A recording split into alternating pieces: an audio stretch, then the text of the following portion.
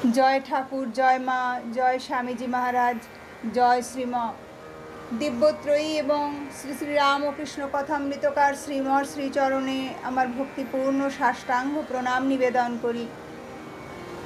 আজ আমি সিঁথি ব্রাহ্ম সমাজ দর্শন ও শ্রীযুক্ত শিবনাথ প্রভৃতি ব্রাহ্ম ভক্তদিগের সহিত কথোপকথন ও আনন্দ শ্রী শ্রী রামকৃষ্ণ কথামৃতে এই পর্বের প্রথম পরিচ্ছেদ পাঠ করছি। উৎসব মন্দিরে শ্রী রামকৃষ্ণ শ্রী শ্রী পরমহংসদেব সিঁথির ব্রাহ্ম সমাজ দর্শন করিতে আসিয়াছেন। 28 অক্টোবর ইংরাজি 1882 খ্রিস্টাব্দ শনিবার, কৃষ্ণা দ্বিতীয়া তিথি, 12ই কার্তিক। আজ এখানে মহোৎসব, ব্রাহ্ম সমাজের ষান্মাসিক, তাই ভগবান শ্রী রামকৃষ্ণের এখানে নিমন্ত্রণ। বেলা 3টা-4টার সময় তিনি কয়েকজন ভক্ত সঙ্গে গাড়ি করিয়া দক্ষিণেশ্বরের কালীবাটি হইতে শ্রীযুক্ত বেণীমাধব পালের মনোহর উদ্যানবাটিতে উপস্থিত হইলেন। এই উদ্যানবাটিতে ব্রাহ্ম সমাজের অধিবেশন হইয়া থাকে। ব্রাহ্ম সমাজকে তিনি বড় ভালোবাসেন। ব্রাহ্ম ভক্তগণও তাহাকে সাতিশয় ভক্তি শ্রদ্ধা করেন। ইহার পূর্বদিন অর্থাৎ শুক্রবার বৈকালে কত আনন্দ করিতে করিতে স্বশিষ্য শ্রীযুক্ত কেশবচন্দ্র সেনের সহিত ভাগীরথী বক্ষে কালীবাড়ি হইতে কলিকাতা পর্যন্ত ভক্ত সঙ্গে স্টিমার করিয়া বেড়াইতে আসিয়াছিলেন। সিঁথি পাইকপাড়ার নিকট, কলিকাতা হইতে 1.5 ক্রোশ উত্তরে। উদ্যানবাটিটি মনোহর বলিয়াছি। স্থানটি অতি নিভৃত, ভগবানের উপাসনার পক্ষে বিশেষ উপযোগী। উদ্যান স্বামী বৎসরে 2 বার মহোৎসব করিয়া থাকেন, একবার শরৎকালে আর একবার বসন্তে। এই মহোৎসব উপলক্ষে তিনি কলিকাতার ও সিঁথির নিকটবর্তী গ্রামের অনেক ভক্তদিগকে নিমন্ত্রণ করিয়া থাকেন। তাই আজ কলিকাতা হইতে শিবনাথ প্রভৃতি ভক্তগণ আসিয়াছেন। তাহাদের মধ্যে অনেকেই প্রাতঃকালে উপাসনায় যোগদান করিয়াছেন, আবার সান্ধ্যকালীন উপাসনা হইবে, তাই প্রতীক্ষা করিতেছেন। বিশেষত তাহারা শুনিয়াছেন যে অপরাহ্নে মহাপুরুষের আগমন হইবে ও তাহার আনন্দ মূর্তি দেখিতে পাইবেন। তাহার হৃদয় মুগ্ধকারী কথামৃত পান করিতে পাইবেন। তাহার সেই মধুর সংকীর্তন শুনিতে ও দেব দুর্লভ হরিপ্রেমময় নৃত্য দেখিতে পাইবেন। অপরাহ্নে বাগানটি বহু লোক সমাকীর্ণ হইয়াছে।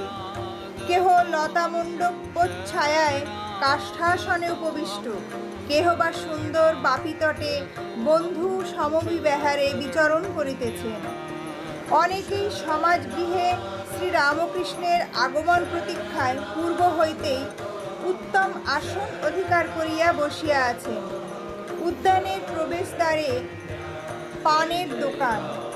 প্রবেশ করিয়া বোধ হয় যেন পূজাবাড়ি। রাত্রিকালে যাত্রা হইবে। চতুর্দিক আনন্দে পরিপূর্ণ। শরতের নীল আকাশে আনন্দ প্রতিভাসিত হইতেছে। উদ্যানের বৃক্ষলতাগুল্ম মধ্যে প্রভাত হইতে আনন্দের সমীরণ বহিতেছে।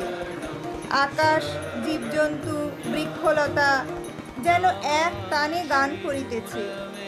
আজি কি হর্ষ সমীর বহে প্রাণে, ভগবত মঙ্গল কিরণে, ইত্যাদি। সকলেই যেন ভগবত দর্শন পিপাসু। এমন সময় শ্রী শ্রী শ্রী পরমহংসদেবের গাড়ি আসিয়া সমাজগৃহের সম্মুখে উপস্থিত হইল। সকলেই গাত্রোত্থান করিয়া মহাপুরুষের অভ্যর্থনা করিতেছেন। তিনি আসিয়াছেন। চারিদিকের লোক তাহাকে মণ্ডলাকারে ঘিরিতেছে। সমাজগৃহের প্রধান প্রকোষ্ঠ মধ্যে বেদী রচনা হইয়াছে। সেই স্থান লোকে পরিপূর্ণ। সম্মুখে দালান, সেখানে পরমহংসদেব সমাসীন, সেখানেও লোক। আর দালানের 2 পার্শ্বস্থিত 2 ঘর, সে ঘরেও লোক। ঘরের দ্বার দেশে উদ্ভিদ হইয়া লোকে দণ্ডায়মান।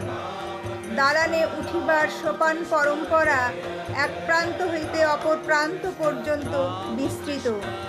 সেই সোপানও লোকে লোকাকীর্ণ।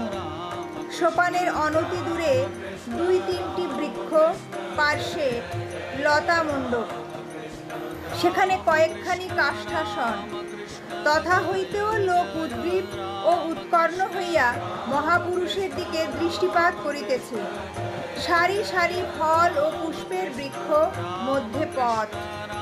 বৃক্ষ সকল সমীরণে ঈষৎ খেলিতেছে দুলিতেছে, যেন আনন্দ ভরে মস্তক অবনত করিয়া তাহাকে অভ্যর্থনা করিতেছে। ঠাকুর পরমহংসদেব হাসিতে হাসিতে আসন গ্রহণ করিলেন। এখন সব চক্ষু এককালে তাহার আনন্দ মূর্তির উপর পতিত হইল। যেমন যতক্ষণ নাট্যশালায় অভিনয় আরম্ভ না হয় ততক্ষণ দর্শক বৃন্দের মধ্যে কেহ হাসিতেছে, কেহ বিষয়কর্মের কথা কহিতেছে, কেহ একাকী অথবা বন্ধু সঙ্গে পাদচরণ করিতেছে, কেহ পান খাইতেছে, কেহ বা তামাক খাইতেছে। কিন্তু যাই ড্রপসিন উঠিয়া গেল, অমনি সকলে সব কথাবার্তা বন্ধ করিয়া অনন্য মন হইয়া এক দৃষ্টে নাট্যরঙ্গ দেখিতে থাকে। অথবা যেমন নানা পুষ্প পরিভ্রমণকারী ষটপদবৃন্ত পদ্মের সন্ধান পাইলে অন্য কুসুম ত্যাগ করিয়া পদ্ম মধু পান করিতে ছুটিয়া আসে। জয় ঠাকুর, জয় মা, জয় স্বামীজি মহারাজ, জয় শ্রীমা।